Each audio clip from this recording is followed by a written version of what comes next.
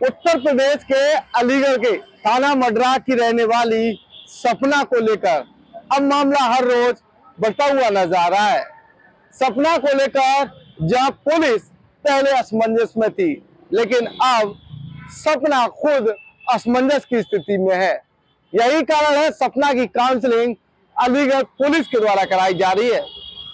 सपना के द्वारा अपने दामाद यानी कि राहुल के साथ रहने की मानो कसम ही खा ली हो।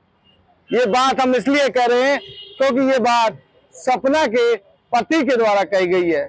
सपना के पति जितेंद्र का दावा है अब उसकी पत्नी सपना दामाद के साथ रहने की जिद कर रही है।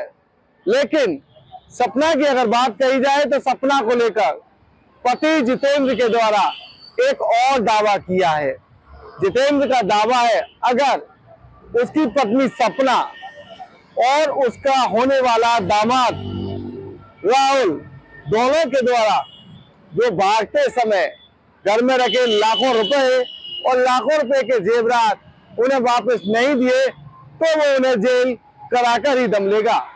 यानी कि पत्नी अगर घर वापस आ जाती है तो मामला फैसले के रूप में तब्दील हो सकता है। जितेंद्र अपनी पत्नी सपना को अपने घर वापस बुला सकता है, लेकिन अगर सपना इस बात से इनकार करती है तो जितेंद्र के द्वारा सपना के खिलाफ मुकदमा दर्ज कराया जाएगा। बीते दिन की अगर बात कही जाए तो बीते दिन थाना मडरा पुलिस के द्वारा दोनों की कई घंटे तक काउंसलिंग कराई, परिवार में बातचीत चली। 8 घंटे के लंबे अंतराल के बाद रिजल्ट 0 रहा, लेकिन एक बार फिर परिवार को बचाने के लिए थाना मडरा पुलिस के द्वारा एक और कोशिश की गई। थाना मडरा पुलिस के द्वारा अलीगढ़ के थाना क्वासी क्षेत्र में स्थित सखी सेंटर पर महिला सपना को भेजा गया। देर रात महिला के द्वारा सखी सेंटर पर पूरी रात गुजारी। उसके बाद फिर एक बार थाना मडरा पुलिस थाना क्वासी क्षेत्र पुलिस के पास पहुंची और उसके द्वारा महिला को सखी सेंटर से लाकर परिवार परामर्श केंद्र में पहुंचाया, जहां परिवार परामर्श केंद्र की टीम के द्वारा महिला को समझाया और बच्चों का हवाला भी दिया। तमाम बातें बंद कमरे के अंदर हुई जिससे महिला का परिवार बसाया जा सके, लेकिन सब कुछ एक बार फिर 0 ही रहा। महिला मानने को तैयार नहीं है। महिला का दावा है वो पति राहुल के साथ यानी कि जो दामाद है उसके साथ रहेगी और अपने पति यानी कि जितेंद्र को तो छोड़ने की बात कह रही है। बड़ा सवाल ये उठ रहा है जिस तरह से महिला के द्वारा अपने पति को छोड़कर होने वाले दामाद के साथ रहने की जिद की जा रही है। क्या अब महिला दामाद के साथ ही रहेगी या फिर जितेंद्र के द्वारा उसे अपनाने की जो बात कही जा रही है जितेंद्र उसे अपनाएगा? लेकिन लंबे समय से बातचीत चलने के बाद भी रिजल्ट 0 रहा तो फिर एक बार महिला के पति जितेंद्र ने दावा किया अगर वो उसके घर वापस नहीं लौटी तो उसके द्वारा उसके खिलाफ कार्रवाई कराई जाएगी और अपना जेवरात और वो पैसे वापस लेकर ही दम लेगा। वहीं बीते दिनों की अगर बात कही जाए तो महिला अपनी बेटी की शादी से 9 दिन पहले घर से फरार हो गई थी। होने वाले दामाद के साथ ये महिला फरार हो गई थी, जिसके बाद महिला के परिवारजनों के द्वारा गुमशुदगी की रिपोर्ट दर्ज कराई। थाना मडरा पुलिस जांच में जुटी हुई थी, तो थाना दादो पुलिस भी जांच में इसलिए जुटी हुई थी क्योंकि लड़का राहुल थाना दादो क्षेत्र का रहने वाला था। राहुल के परिवारजनों के द्वारा गुमशुदगी दर्ज करवाई गई थी, लेकिन दोनों ही परिवार के लोग तलाश में थे, महिला और उस युवक की में। जब युवक और महिला नेपाल के रास्ते जाने की फिराक में थे, लेकिन वो जब सुर्खियां चली सोशल मीडिया पर चीजें वायरल हुई तो महिला और राहुल वापस आ गए।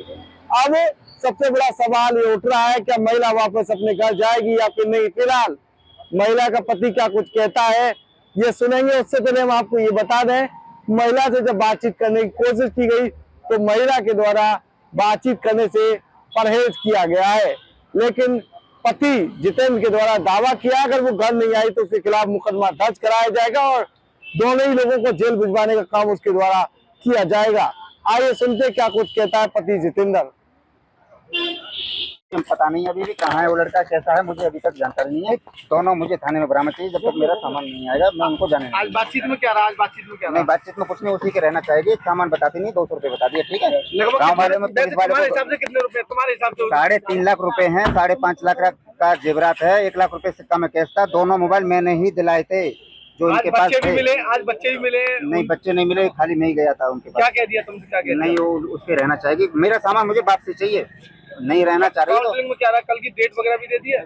नहीं, कुछ नहीं। जी थाना मड्रा क्षेत्र से एक सूचना हमें कुछ दिनों पूर्व मिली थी, जिसमें कि शादी से कुछ ही समय पहले एक सास अपने दामाद के साथ स्वेच्छा से दोनों वहां से फरार हो गए थे। तो इस सूचना के आधार पर स्थानीय पुलिस ने तुरंत ही संज्ञान लेते हुए गुमशुदगी दर्ज की थी, और गुमशुदगी दर्ज करने के बाद, जैसा कि मैंने पहले भी बताया था, कि 3 टीमों का हमने गठन कर दिया था, और ये सभी टीमें टेक्निकल और ह्यूमन इंटेलिजेंस के माध्यम से इन्हें संभालने में लग गई थी। इसके बाद कोई हमें ये सूचना मिलती है कि ये नेपाल बॉर्डर के आसपास बिहार में एक जनपद है सीतामढ़ी, वहाँ पहुँच गए हैं, और हो सकता है कि शायद नेपाल क्रॉस करने की तैयारी में, बॉर्डर बॉर्डर क्रॉस करने की फिराक में। तो इसी सूचना पे जो है पुलिस ने, हमने यहाँ से अपनी टीम भी भेजी, और बिहार पुलिस ने भी हमारा अच्छा समर्थन और सहयोग करते हुए वहाँ से भी अपनी लोकल कोई यूनिट लगा के रेकी करवा के और दबिश दबिश हमारे माध्यम से करवाई। और इसके बाद एक कुछ सामाजिक जो हमारे सहयोगी लोग थे, इन्हीं के परिवार वाले, इन्हीं के जो परिवारजन थे, उनके सहयोग से भी कुछ इसमें दबाव बनाया गया, और इन्हें बुलाया गया, क्योंकि एक कुछ कन्फ्यूजन की स्थिति सभी को बनी हुई थी।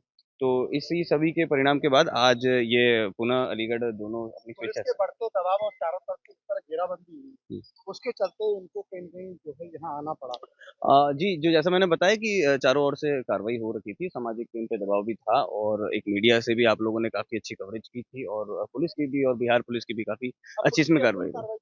तो इसमें जैसा मैंने बताया कि ये लोग अब अलीगढ़ आ गए हैं, और पुलिस ने दोनों का बयान, अब अपना बयान अब पुलिस के पास भी दर्ज करवाएँगे, गुमशुदगी दर्ज है।